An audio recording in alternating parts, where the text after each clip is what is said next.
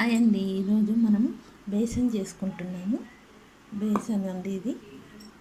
ఉల్లిగడ్డ కట్ చేసి పెట్టాను, కొద్దిగా కరివేపాకు, 4 పచ్చిమిర్చీలు అండి కట్ చేసుకున్నాము సన్నగా.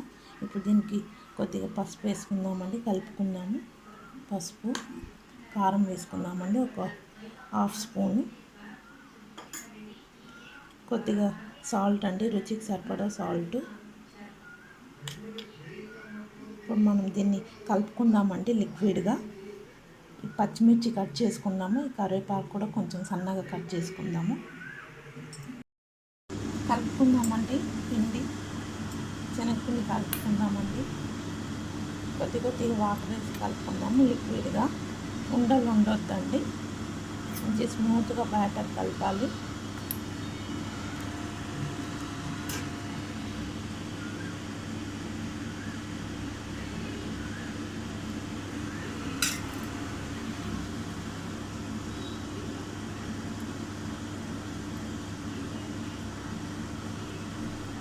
ఇలా వాటర్ వేసి కలుపుతూ ఉండాలండి, ఉండలు కట్టొద్దు.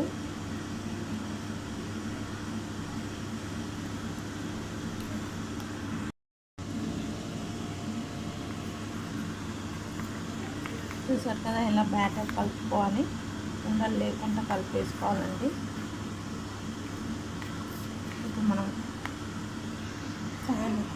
కడాయి ఆన్ చేసుకుందామండి, ఫ్రై చేసుకుందాము. ఆవాలు, జీలకర్ర అంతా వేసి ఆయిల్ వేసుకుంటున్నాము, ఒక పావు.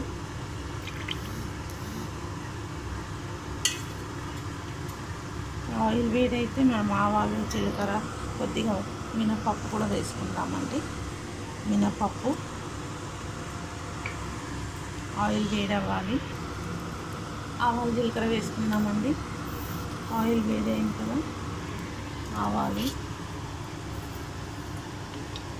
జీలకర్ర అది చిటపటలు ఆడాక ఉల్లిగడ్డ వేసుకుందామండి. పచ్చిమిర్చి అంతా వేసుకుందామండి. పచ్చిమిర్చి, కరివేపాకు వేసేసుకుందాము. ఉల్లిగడ్డ కూడా వేసేసుకుందాము.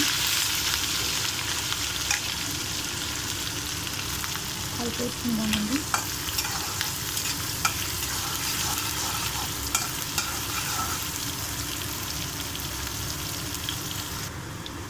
కొద్దిగా మినపప్పు వేసుకుందామండి.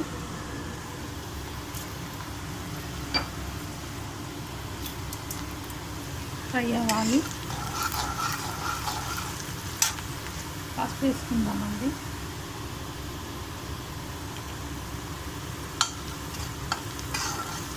చూసారు కదా, పచ్చిమిర్చి, కరివేపాకు కూడా సన్నగా కట్ చేసి వేసాను. ఇప్పుడు ఈ మనం బేసన్ బ్యాటర్ కలిపి పెట్టుకున్నాం కదండి, బేసన్ది ఇది వేసేసుకుందాము.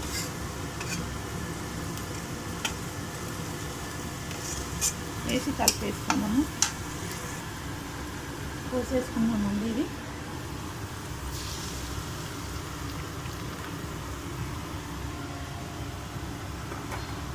కలిపేసుకుందాం, ఒకసారి కలిపి మూత పెట్టుకుందామండి.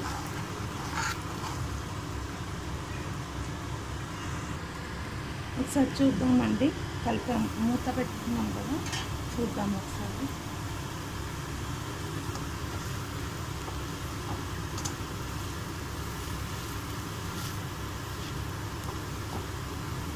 ఇంకా కొంచెం అవ్వాలండి. అయిపోయిందండి, ఇంకా స్టవ్ ఆఫ్ చేసేద్దాము. ఎమ్మి బేసన్ అయిపోయిందండి. చూసారా, ఇలా సాఫ్ట్గా అవుతుందండి. కొంచెం లిక్విడ్గా ఉంటే ఇంకా స్టవ్ ఆఫ్ చేసేయాలండి, గట్టిగా అయిపోతుంది. ఇలానే ఉండాలి చపాతీకి, రైస్కి అంతా.